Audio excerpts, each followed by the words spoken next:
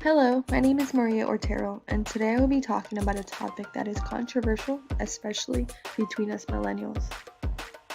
Have you ever learned something in school, or heard a story and heard it completely different than its original version? Well, it's become a recent issue of having to censor lectures, speeches, and so on due to it being triggering. I believe trigger warnings should be used to notify, not to censor. Universities and colleges are beginning to stray away from controversial topics in the classroom due to it possibly offending someone.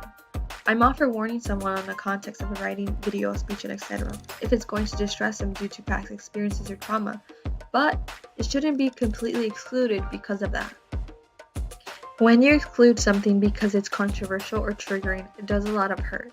For example, if someone wants to give a controversial speech, they should provide a trigger warning to what may cause distress, but they should also be able to not censor themselves.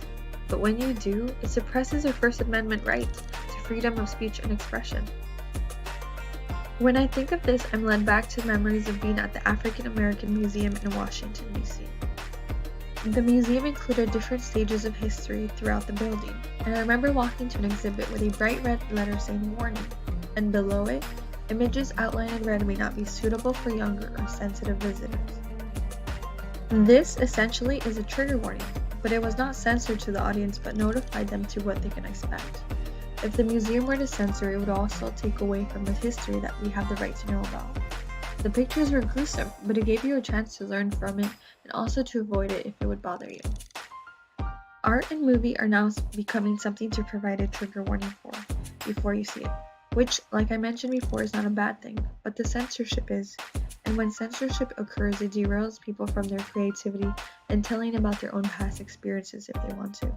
Someone's testimony of their life and recovery from a trauma can cause distress to someone, but can also teach and help others and give them advice. All in all, trigger warnings aren't necessarily bad, but the extent that it has gone in certain schools already shows how it can do more hurt than good when used improperly. I hope this brings an awareness to the importance of properly using trigger warnings and knowing their rights of freedom of speech, expression, and academic, because trigger warning is not used to censor, but to notify.